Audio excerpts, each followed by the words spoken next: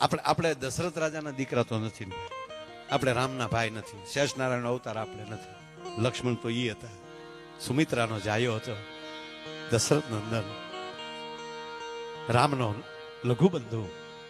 હવે ઈ જ લક્ષ્મણને કોકે અધૂરું કીધું કે લક્ષ્મણજી, હા ક્યારે કીધું કે જ્યારે રામ, લક્ષ્મણ અને જાનકી ત્રણેય હજી વનમાં હજી પ્રવેશ કર્યો હતો, એવે ટાણે હજી ગંગા પાર નૌકામાલી પાર જઈને સામે જગ્યાએ હજી કુટિયા બાંધી હતી, એવે ટાણે આવીને લક્ષ્મણજીને કોઈ કીધું, લક્ષ્મણજી હા ભરત સેના લઈને આવે છે અયોધ્યાથી. સાંભળજો સાહેબ આ વાત, એમ ભરત આવે છે. પગથી માથે માથેથી રેમાન ગઈ, કારણ કે શેષ નારાયણ નો અવતાર લક્ષ્મણજી, અને પ્રભુ રામ પાસે આવીને એટલું કહે છે કે મોટા ભાઈ માફ કરજો, શું સમજે છે કઈ કઈ નો દીકરો, આપ 14 વર્ષ પછી પાછા પણ ગાદીએ ન બેસી શકો, અને ઈ ગાદીએ બેસી ગયો હશે એટલે સત્તાનો દુરુપયોગ કરીને એકલા સમજીને અહીંયા આવે છે સેના લઈને. અતિ ક્રોધિત થઈ જાય છે લક્ષ્મણજી.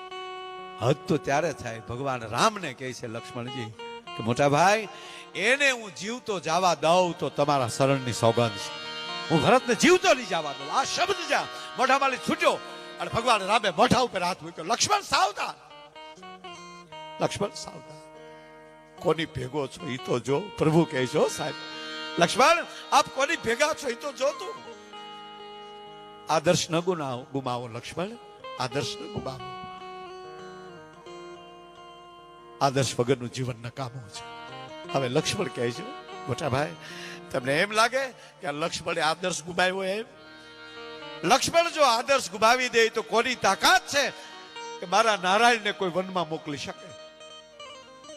મેં આદર્શ નથી ગુમાવ્યો, પણ ઈ અયોધ્યાના રાજમહેલમાં આળોટનારા મારો બાપ રાઘવ, મારી માં જાનકી આજ ખડની પથારીએ અને પાણાના ઓશીકે હુવે છે. આ આદર્શમાં જીવન વ્યર્થ થઈ ગયું, એનું શું કહું તમને, એનું શું કરવું મોટા ભાઈ? અને હવે પ્રભુ રામ એમ કહે છે કે લક્ષ્મણ આદર્શમાં વ્યર્થ થયેલું જીવન બીજાની માટે આદર્શ બની જાય છે, માટે આદર્શ ન ગુમાવો. એને ઓરો તો આવવા દે. સમય ગયો, કેવટ આવે પોતે, સાચી વાત મળે એ તો રામ રામ કરતો આવે છે, દળતો દળતો આવે છે. જાજા ભગવાન રામને સિંહો મળે, ક્યાંય કોઈ એમ કે ભગવાન અહીંયા બેઠેલા તો એની ધૂળ લક્ષ્મણ ભરત એના મસ્તક ઉપર લગાડે છે, એના માથા ઉપર લગાડે. સાહેબ ઈના ઈ લક્ષ્મણ રોઈ પડ્યા. જો સાંભળજો આ ધીરજ, જો અડધું સાંભળેલી વાતમાં જો લક્ષ્મણ આવી ભૂલ કરી શકતા હોય તો આપણે કાળા માથાના માનવી છે બાપ, કોઈનું અડધું સાંભળેલું એની અંદર કોઈ દી નિર્ણય ન લેવો. રામાયણ એ શીખવે. ખબર પડી લક્ષ્મણને, દળતો દળતા આવે છે ભરત છે. પ્રભુ રામને કહે છે મોટા ભાઈ મને માફ કરજો, મારથી ભૂલ થઈ ગઈ. હા લક્ષ્મણ, પણ હા બળ બીજું કહું ભાઈ, એકલો ભરત નથી આવતો, આખી અયોધ્યા આવે છે. ગુરુ વશિષ્ઠ સાથે છે, સતરંગી ફોજ છે. એટલું નહીં લક્ષ્મણ, મહારાજ જનક પણ છે, સુનૈનાજી છે. અને બીજું કહું, અરે ત્રણેય માવું છે. હવે રામ કે હા પડજો, જો આને ભગવાન કહેવાય સાહેબ. આવા વિચારો જેના પરિવારમાં આવી જાય પછી કોઈના બાપની તાકાત નથી કે પરિવારની અંદર કોઈ ફાડ મારીએ કે ભાઈ. સાંભળો લક્ષ્મણ, બીજું કહું એક ભાઈ તને, અરે મોટા ભાઈ ત્રણેય માતાઓ છે, કૌશલ્યાજી છે, સુમિત્રાજી છે, અને હવે ભગવાન શબ્દ વાપરે માં કઈ કઈ છે હો. અને સાંભળો લક્ષ્મણ, ત્રણેય માતા પહેલા જો કઈ કઈને પગે ન લાગ તો તને મારા સોગંદ છે, પેલા કઈ કઈને પગે લાગવાનું. જો અતિ જેણે ભૂલ કરી હોય છતાં એમ કે પેલા એને પગે લાગવાનું. અને બીજું કહું લક્ષ્મણ, એની સામે જો તે કરડી નજર કરી તોય બના મારા સોગંદ. શું કામ? આવી નજર કરીશ ને તો કઈ કઈના ખોળિયામાંથી પ્રાણ નીકળી જાય, એના પેટમાં, એના હૃદયમાં કરુણાની ઝેરણી હાલે છે, પસ્તાવાનો પાર નથી એને, માટે પેલા કઈ કઈને હાચવાના. હવે જો આપણે આવે છે ટૂંકી વાત લઈ લો, પછી ઘરે વાંચી લેજો, બસ પગે લાગીને એટલું કહું. આવે છે પછી તો બધું યાગતા સ્વાગતા થઈ ભગવાન રામના ચરણમાં લક્ષ્મણજી ખૂબ ભરતજી ખૂબ રુદન કરે છે, ના પાડે છે મારે ગાદીએ નથી બેસવું, હું પ્રાણ કાઢી નાખું મારા ખોડિયા બાલી, પણ હું ગાદીએ નહીં બેસું મોટા ભાઈ. અંતે ભગવાન રામ એમ કહે છે કે ના લક્ષ્મણ, ના ભરત, હું કહું છું આપણું રઘુકુળનું ખોરડું છે, વચન ન ચુકાય, હું પિતાના વચન ખાતર આવ્યો છું. મોટા ભાઈ હવે સાંભળજો, હવે જે એને જે ભરતને બારી મળે છે મોટા ભાઈ, એ જ હું કહું છું કે આજ રઘુકુળનું ખોરડું વચન ચૂકી ગયું. ભરત, હા મોટા ભાઈ, વચન ન ચૂક્યા હોત તો તમે જેમ કેમ એમ કરો, પણ આજ આ પરંપરા વચન ચૂકી ગઈ. કઈ રીતે ભરત? મને મોટા ભાઈ એ કહો, માં કઈ કઈ પેલું વચન શું માગ્યું?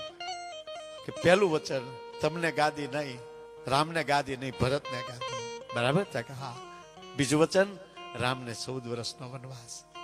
હવે મને મોટા ભાઈ એ કહો, આ વચન નથી ચૂકાડું તો પેલા મને ગાદીએ બેસાડો છો, પેલું વચન ગાદીએ નહોતું, હું ગાદીએ ન બેસું પેલા તમારે વનમાં, બીજા વચનમાં તમારે વનવાસ હતો તો મને પેલા વચનમાં ગાદીએ તો મને એકવાર ગાદીએ બેહાડી દીધો હોત ને પછી જોઈ લેત કે કોણ મારા બાપને વનમાં મોકલે.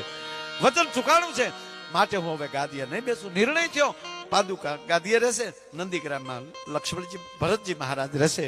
અને અંતે કહે છે મોટા ભાઈ એક વાત કહું, 14 વર્ષ હું તમારી રાહ જોઉં છું નંદીગ્રામ, અને 14 વર્ષની માથે એક દિવયો જાય તો ભરત ધરતીમાં રમાઈ જાય, તમને પછી ભરત જોવા નહીં મળે. આ પ્રેમ આપ્યો, હાજ પડી, ભોજન લીધા, અયોધ્યાથી બધી સામગ્રી આવી હતી, તંબુ નખાઈ ગયા હતા પોતપોતાના તંબુમાં. હવે અગત્યની વાત મારી માવું સાંભળી લે, મારી બહેનો સાંભળી લે. હવે વાત એ આવે, તંબુ નખાઈ ગયા, પોતપોતાના તંબુમાં કીર્તિભાઈ બધા આરામ કરવા જાય છે. અને હવે માં જાનકી ઊભા થયા, રાતનું ટાળું. તમારા પરિવારે, તમારી સાસુએ તમારી પાસે કરોડો રૂપિયાની સંપત્તિ હોવા છતાં તમને ભાગમાં કાંઈ ના આપે, એક વીઘો જમીન પણ ના આપે, ખોરડું ના આપે, પહેરે કપડે તમને બહાર કાઢી મૂકે, ગેટ આઉટ, નીકળી જાઓ. અને તમે ક્યાંય કે ડેમની પાસે ઝૂંપડું બાંધીને રહેતા હો, અને પછી તમારી સાસુ ને તમારી માં બે મળવા આવે તો તમે પેલા કોને મળશો? આજે જાનકી ઊભા છે હો સાહેબ. ધીરે ધીરે ધીરે જાનકી જ્યાં ડગલા ભર્યા, કીર્તિભાઈ કઈ કઈ ના કક્ષમાં ગયા ભવાની. જગદંબા જાનકી ગયા, કઈ કઈ તો તૂટીઓ વાળી હોતા થાવ, આહુડા હુકાઈ ગયા હતા. અરે મેં મારા છોકરાઓનું જીવન ઝેર કરી નાખ્યું. હે માં સરસ્વતી, તે મારી જીભ ઉપર બેસીને શું કર્યું? મેં અયોધ્યાને નાથ વગરની કરી નાખી. આવા અફસોસમાં અને આપ જા વનમાં ભટકતા બાળકો એમ જોયા એના સંતાનોને તૂટીઓ વાળી કઈ કઈ હુતા થાય. પગ પાહે માં જાનકી બેઠા, માં સીતાજી એટલું કહે છે, માં હા કોણ? જાનકી બા, તમારે પગ લંબાવો, લાવો તમારે પગ દબાવી દો. કાંઈ કોક દે પ્રસંગ તો હા વાંચ્યો બેઠા બેઠા. માં મને ખબર છે તમે મહારાજ દશરથના માનીતા રાણી હતા, અને મારી માં કઈ કઈ અયોધ્યાની બજારમાં નીકળે તો જાજબુ પથરાતી.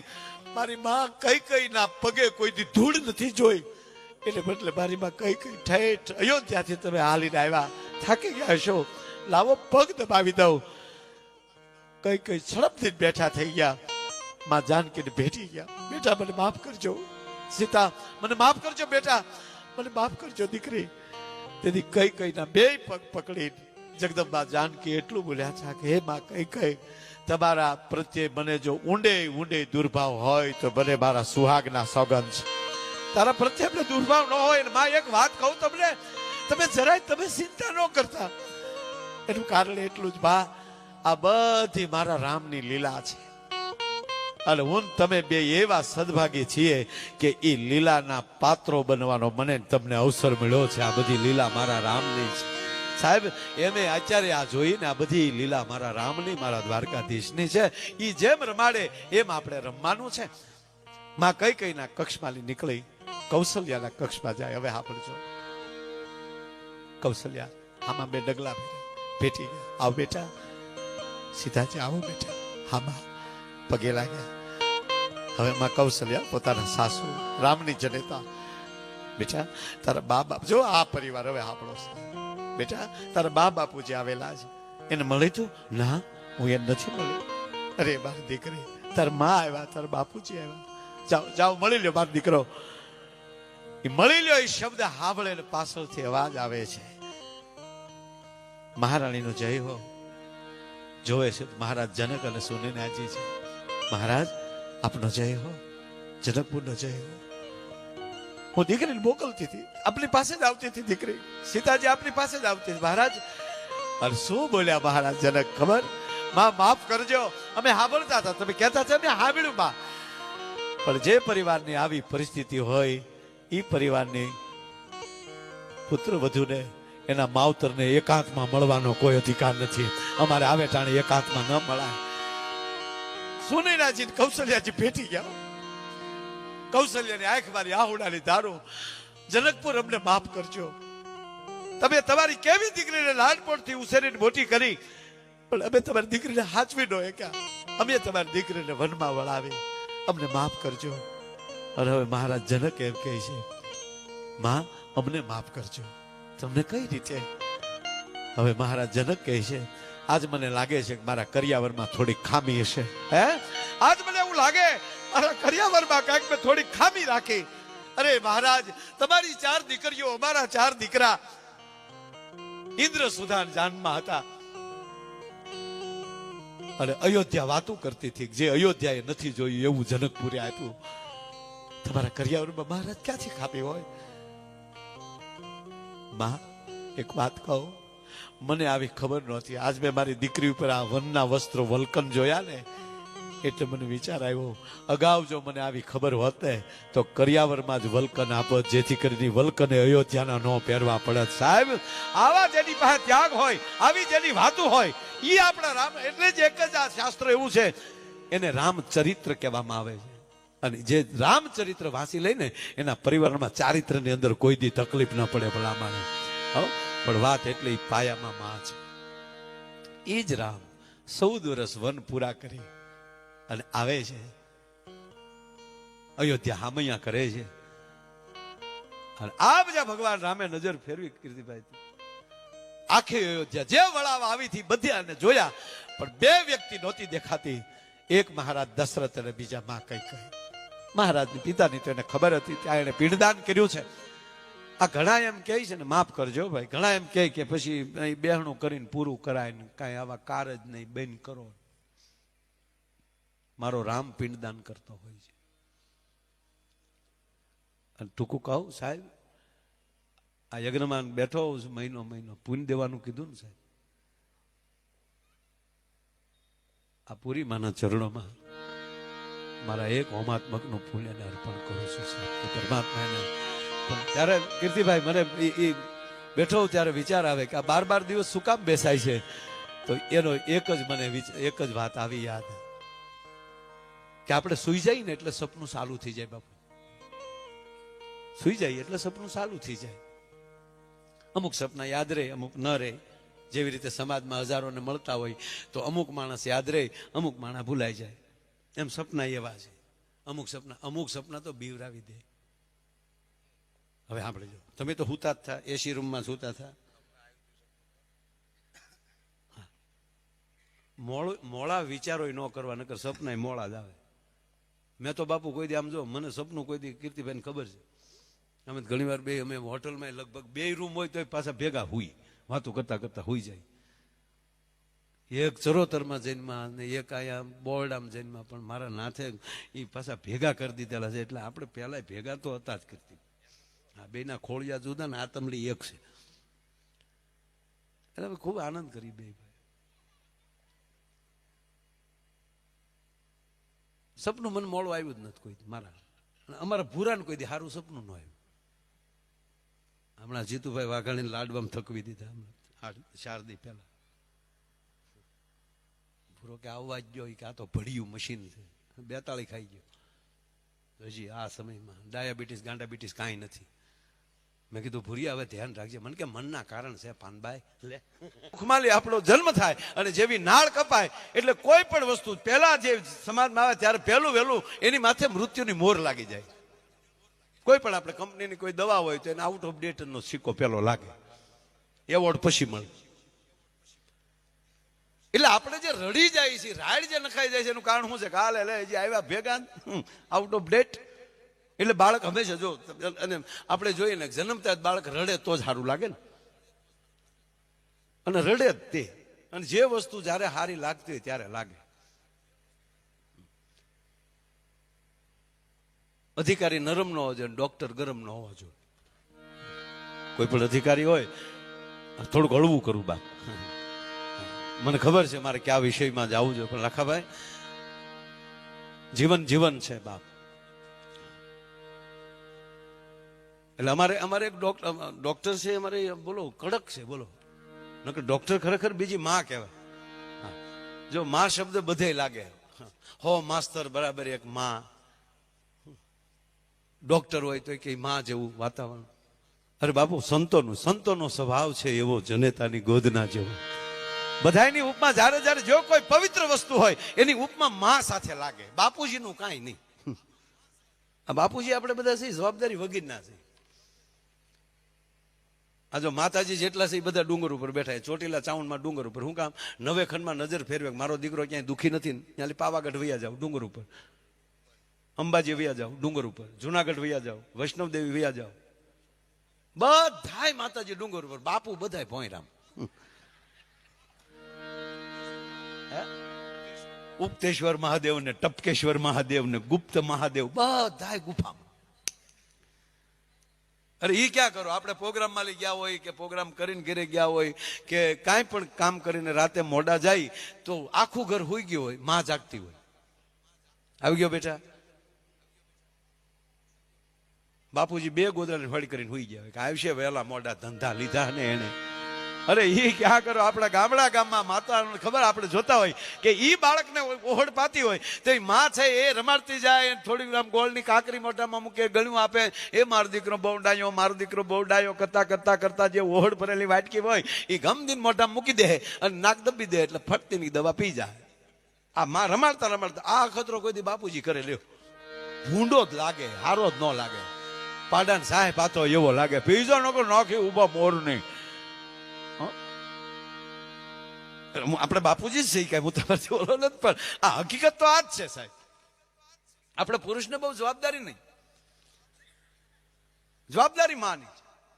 અરે કોઈ પણ પુરુષની ક્યાં કરો સાહેબ, કોઈ પણ ઈશ્વર ભલેની હોય, ઘરે કોણ બેઠું ને એના ઉપર મોટો આધાર છે. માતૃ શરીરનો જ આધાર છે. હાલો આપણા ત્રણ ભગવાનને લઈ લઈએ, આનાથી મોટો કોઈ દુનિયામાં ભગવાન કીર્તિભાઈ છે નહીં, બ્રહ્મા વિષ્ણુ મહેશ.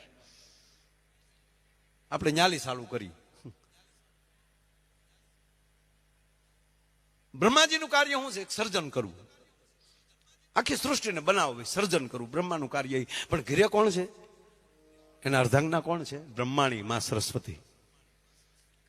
જેના ઘરે આવે સૂરવાળી મીઠું બોલનારી બેઠી હોય ને એનો જ પતિ સર્જન કરી શકે. આવી ગયા, સરસ લ્યો બેસો લ્યો, હું તમને હમણાં જમાડી દઉં. આમ છે ને એકચ્યુઅલી આવ્યા ભેગા જે ઉપાડા લેચ્યું હોય આવ્યા નો હાસ્યા કોઈએ. એક જણો 15 વર્ષે જેલમાંથી જામીન મળ્યા ને ઘેરે આવ્યો, છોકરો દોડીને આવ્યો, મમ્મી મમ્મી મારા પપ્પા આવે. તારા બાપનો ક્યાં ટાટિયો ક્યાંય ટકે છે? 15 વર્ષે આવે તો બોલો પાછો ફરી ગયો. પાછો ફરીને કોર્ટમાં કીધું મારા જામીન રદ કરો.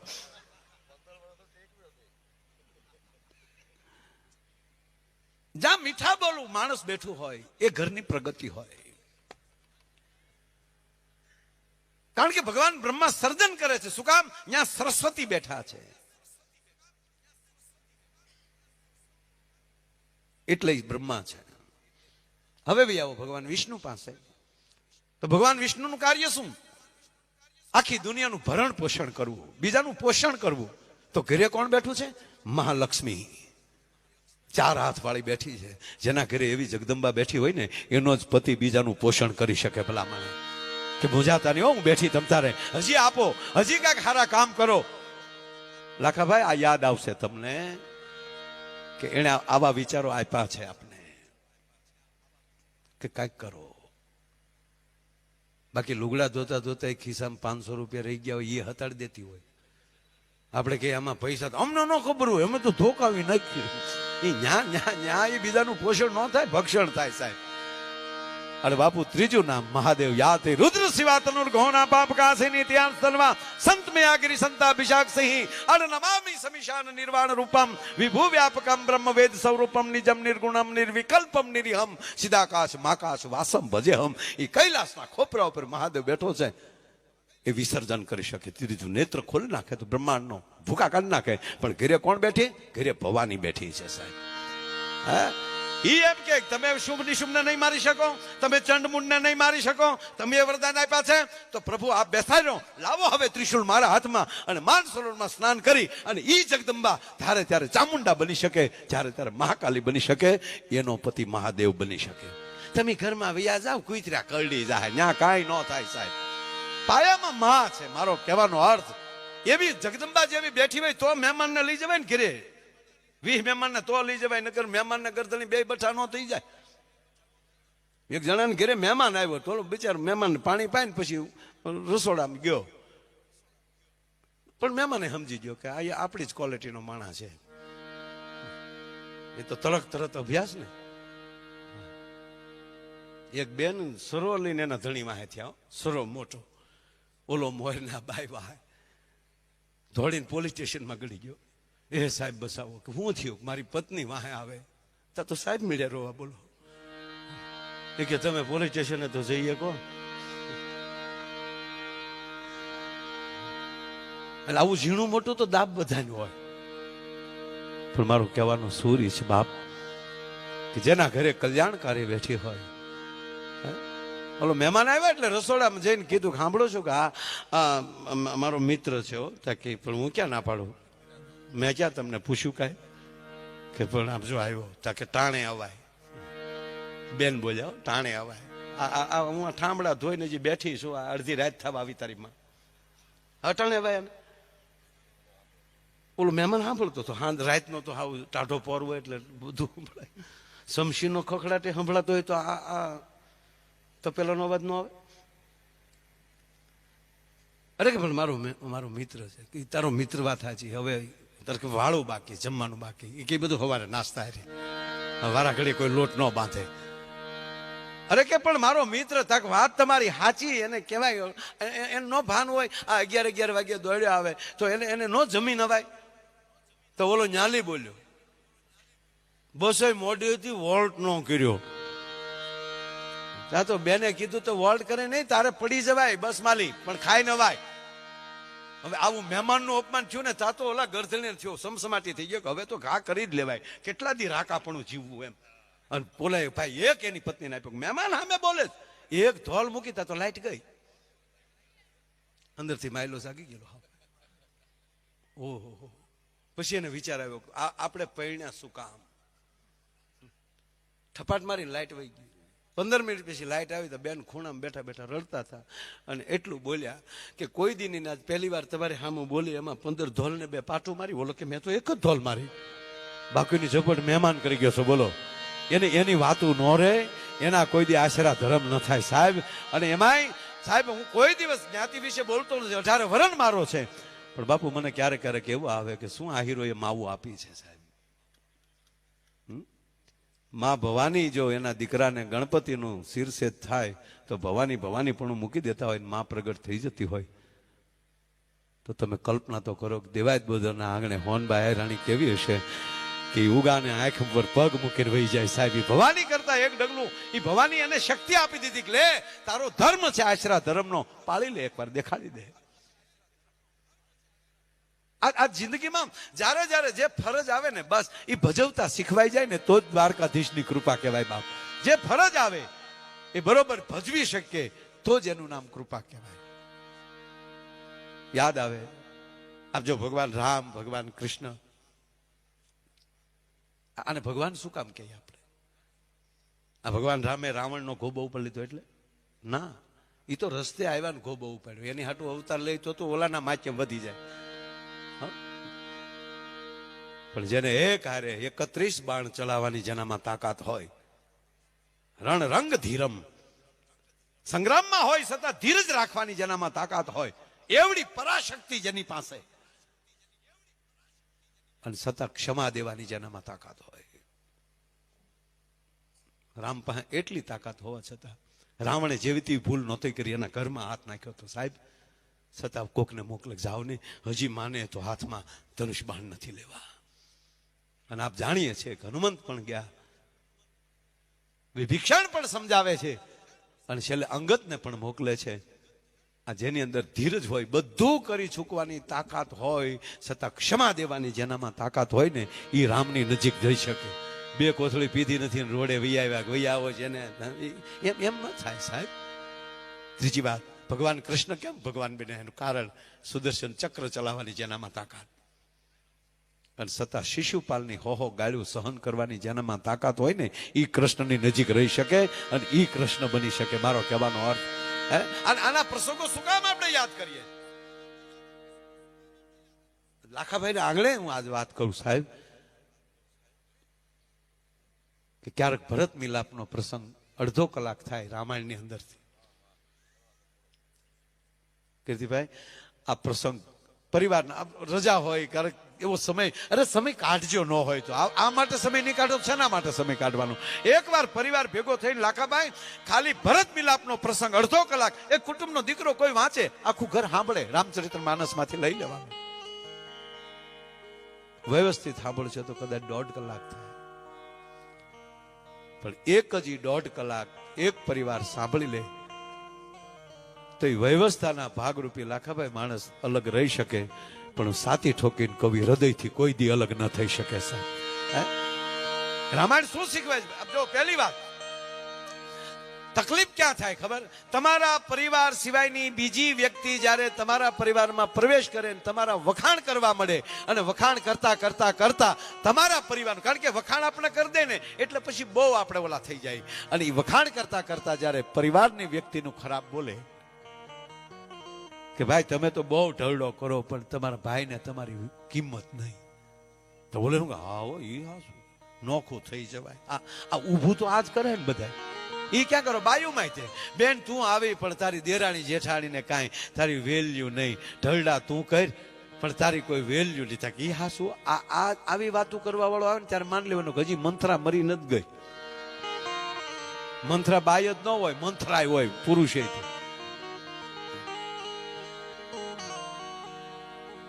પણ રામાયણ એ છે કે નાનો દાખલો ભાઈ કીધું એટલે સહેજ વાત લઈ લઉં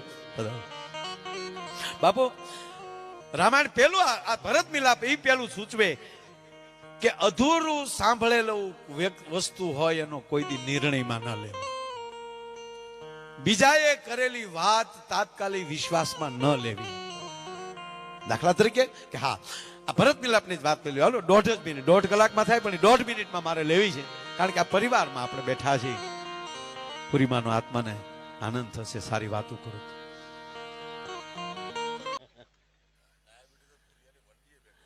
ડાયાબિટીસ તો ભૂરાન ભાડે તો વંડીએ ચડી જાય.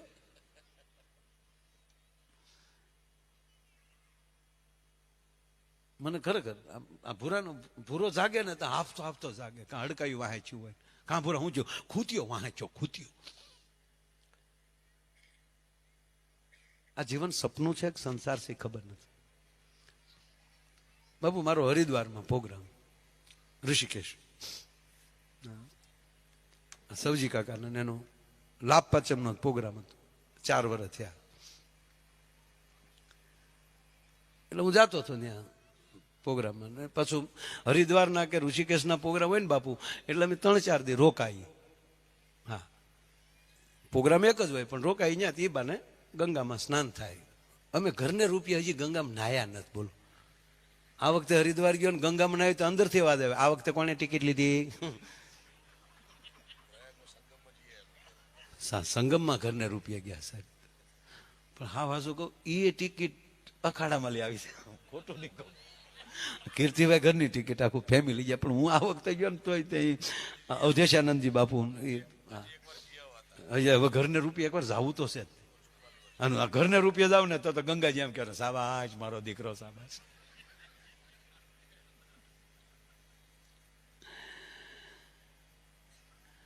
બસ અમુક બની જાવ ને પછી તમારે કાંઈ નહીં કરવું પડે.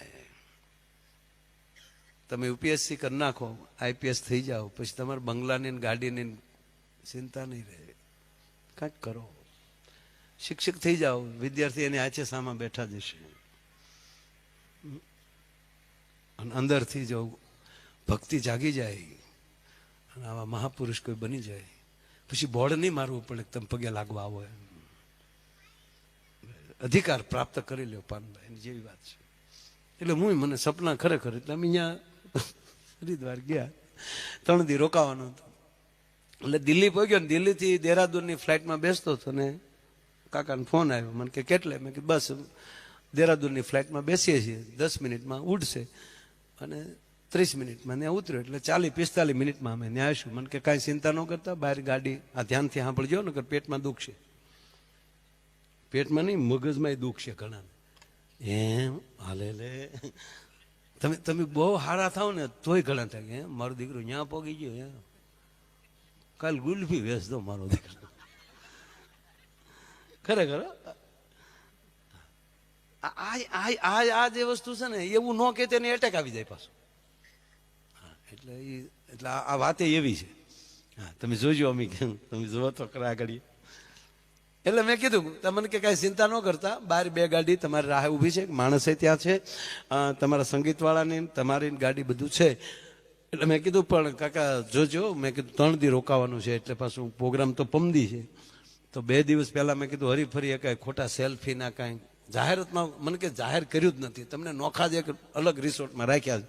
એટલે ત્યાં કોઈ આપણું જે મિત્રો આવ્યા છે એ કોઈ ત્યાં નથી, એટલે કાંઈ ચિંતા ન કરતા. હું સારું, ટૂંકમાં આવી ગયા ને અમે રિસોર્ટે પહોંચી ગયા. જો ને રાતે બરોબર હજી જમવાની તૈયારી કરી, 8 વાગેલા અને રામદેવ બાબાનો ફોન આવ્યો. ક્યાં છો? હરિદ્વાર. મને ખબર પડ્યો છે, આવું ગુજરાતી બોલે, મને ખબર પડ્યો છે કે માયાભાઈ આવ્યો છે. ક્યાં ઉતર્યા છો? ભાઈ મને કે ત્યાં ઉતરાય, અહીંયા આવડું આપણું પતંજલિ આખું છે. ગાડી લઈને આવ્યા, મને લઈને વૈયા ગયા. અહીંયા તો લઈ ગયા. 9:30 આયુર્વેદિક વાળું કર્યા, બાફેલું બાફા વગેરેનું. મેં કીધું આની હાટું મરી જવાય, બાકી આવું ખાઈને જીવવું હોય તો હોલ્ડરમાં આંગળી નો ભરાવી દઈ. આંબળાનું શાક ને જવના રોટલીઓ. મેં કીધું આ જવનું બીજું બને, રોટલી ન બને, એમાં ધ્યાન દેવરાવો ને. મોરબીમાં ઘણા બનાવે, એટલે જવની રોટલી એમ. એ આયુર્વેદિક વાળું કર્યા. 11 વાગ્યા સુધી સુખ દુઃખની વાતો કરી. 11 વાગે સુઈ ગયા. 5:30 વાગે જાગ્યા. 5:30 થી 6:30 યોગ કર્યા. એને જેમ વળ ખાધા, મેં હમ હુપ હુપ હુપ હુપ.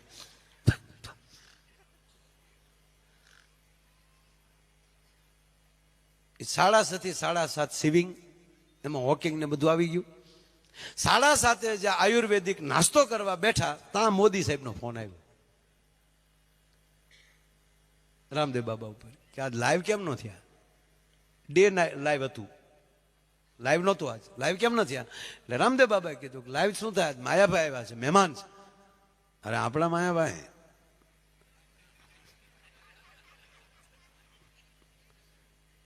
કે હા બહુ સરસ, શું કરો છો? નાસ્તો કરવાની તૈયારી.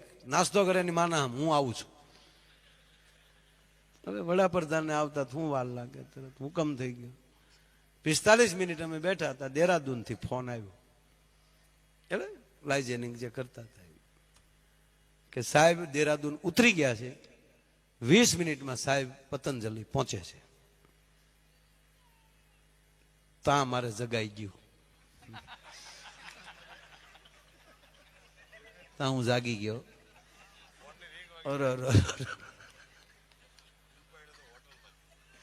ફોન ની રેગ વાગે જાગે જોઈ તો ઉપાડ્યો હોટલમાં જ પીડ્યો હતો. અને ફોનમાં એ હતું ચેકઆઉટ કેટલા વાગ્યા કરવાના. કીર્તિભાઈ મેં ઓશિકા ઢીકા માર્યા કે એક 20 મિનિટ હુવા દીધો હોત તો તારા બાપ ભેગા ન થઈ જાત.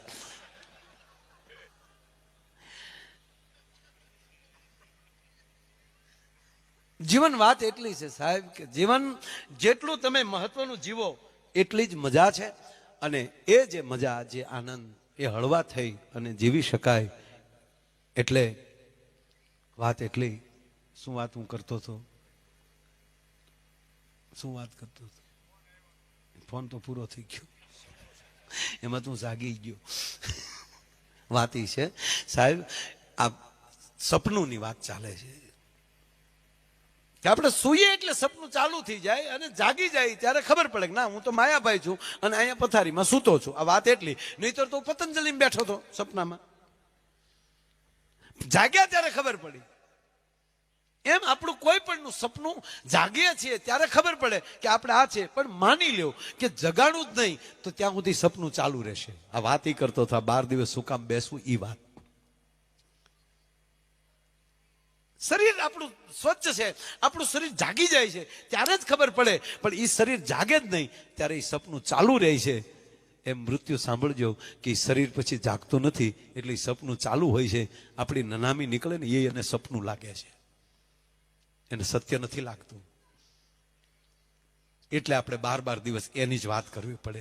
એ આપણી વચ્ચે હોય, એ હાંભળ્યા કરે, એ આપણને કંઈક કહેવા જાય છે. પછી એને વિચાર 2-3 દી 4 દી 3 દી થાય ને, આપણે સુવાળા કે એવું કંઈક રાખીએ, એ 3 દી થાય ને ત્યારે એને થોડોક ભરોસો બેસે કે હું કોઈને કહું છું કેમ મારી સામે કોઈ જોતું નથી, હું બોલું કેમ કોઈ સાંભળતું નથી, આ નક્કી મારી જ વાત. એમાં આપણે એ સતત. નહીતર તો તમે સાંભળજો કે કોઈ પણ ખરેખરે આવે એને ખબર જ હોય ને કેમ કરતા મૃત્યુ થયું, પણ છતાંય ગરદણી પાસે બોલાવરાવે છે, એ વાત કરાવે છે. એ વાત વચ્ચે બેઠેલો આત્મા સાંભળે છે. એ 12 દિવસ સાંભળે ને ત્યારે એનું પિંડદાન દેવાઈ જાય ને ત્યારે એ નક્કી કરી લે કે ના, હવે મારા ઘર છોડવાનું છે. ખરેખર આ સપનું નથી, આ હકીકત છે. અને પછી આપણે પરમાત્મા કૃષ્ણને પ્રાર્થના કરતા હોઈએ કે એ આત્માને તમારા ચરણમાં હોપીએ અને હે ઈષ્ટદેવ, હે મુરલીધર મહારાજ, એ આત્માને તમે આ જીવને શિવ સુધી પહોંચાડજો. એની કોઈ પ્રક્રિયા હોય, એ આપણું આ કાર્યની પ્રક્રિયા છે. એટલે એમાં સુધારા ન કરવા, મારો કહેવાનો અર્થ. આપણે ઘણા કે ખર્ચા બહુ કરે છે માણસો, ખર્ચા આવું ન કરવું. ના ના, કોઈ દી સમાજે એવું નથી કીધું કે તમે આવું જ કરો. એમ ઉલટાના વ્યવહાર દઈ દઈને આપણા વડીલો કરાવતા હતા કે અમે વ્યવહાર ભરીએ, પણ તમારે આંગણે હાળું મળું. પ્રસંગ હારો હોય તો એમાં ચાંદલો કરીએ, આવો પ્રસંગ હોય એમાં વ્યવહાર ભરીએ કે તમારે આંગણે 5ના હાથ હેઠા કરાવો. તો વાત એ છે. એમાં રામ પાછા 14 વર્ષ પૂરી વાત કરીને પછી વાત કરું. માં કોને કહેવાય? 14 વર્ષ પૂરા કરીને રામ આવ્યા અયોધ્યામાં. વાત ત્યાં હતી સાહેબ. જે વળાવા ગયા હતા એ બધા હતા. 2 વ્યક્તિ નહોતી દેખાતી. એક મહારાજ દશરથ, એના સમાચાર મળી ગયા હતા. એમનું પિંડદાન ભગવાન રામે કર્યું. પણ કહેવાય ગયું લખાભાઈ, જયારે એ ભગવાન રામ પિંડદાન આપે છે ને ત્યારે હજારો હાથ હામાં નીકળે છે. એવી ઘટના છે. પિંડ લેવા માટે પિતૃઓના, પોતાના પૂર્વજનોના હજારો હાથ મારા નીકળે છે. અને ત્યારે ભગવાન રામ એમ કહે છે કે કેમ આ પરિવારમાં કોઈએ પિંડદાન નથી કર્યું, એટલે હજી પિંડ બાકી છે. ત્યારે અવાજ એટલો આવ્યો છે કે હે પ્રભુ રામ, પિંડદાન તો બધાએ કર્યું પણ અમે બીજાનું લીધું નહોતું. કે શું કામ? અમારા પુણ્યની અમને ખબર હતી કે એક દી અમારા ખોરડે રામ આવશે અને ઈ પિંડદાન કરે ને તેથી અમે પિંડદાન સ્વીકારશું. એમ આવા કુળમાં બેઠા હોય ને આ 71 પેઢી રાજી થશે સાહેબ. આ નરું સત્ય છે. એટલે રામ ઉભા છે, નજર ફેરવી. રામ દશરથ રાજાની ખબર હતી, પિતાજીની ખબર હતી, પણ કઈ કઈને ન જોયા. સાંભળજો આ વાત સાહેબ, છેલ્લી વાત છે આ. મારી માં કઈ કઈ ક્યાં ગયા? એક રૂપે. એમાં રામાયણમાં છે કે જેવા જેવા માણસો એવા એવા રૂપ ભગવાન રામ ધારી અને ઉભા છે. બધાને એમ છે કે અમને વ્યક્તિગત મળ્યા. એમ મૂળ રામ છે એ અહીંયા એક સ્વરૂપ લઈ અને મૂળ રામ છે એ કઈ કઈના ભુવને પહોંચે. સાંભળજો. દરવાજો ધક્કો મારે રામ. ખૂણાની અંદર કઈ કઈ બેઠા છે. અને જા ભગવાન રામે એ દરવાજાને ધક્કો માર્યો. એ ખૂણા માલી પોતાની આંખોના ધીરે ધીરે પોપસા ઊંચા કરીને કઈ કઈ એટલું બોલ્યા, કોણ? માં, હું રામ આવી ગયો. બેટા, મારો રાઘવ આવી ગયો. તને કરોડ દિવાળીઓ રામ. રામે દોટ દીધી. માં, કેમ તમે મને લેવાનું આવ્યા? કેમ તમે હામૈયા બનો આવ્યા? રાઘવ, તમને મળીને આવ્યા ને પછી આ ઓરડામાંથી હું બહાર નથી નીકળી. હે આ ઓરડામાંથી હું બહાર નથી નીકળી. કઈ જો અયોધ્યાની બજારમાં નીકળે તો અયોધ્યાની પ્રજા પાણા મારીને મારી રાખે. જેને રામ વગરની અયોધ્યા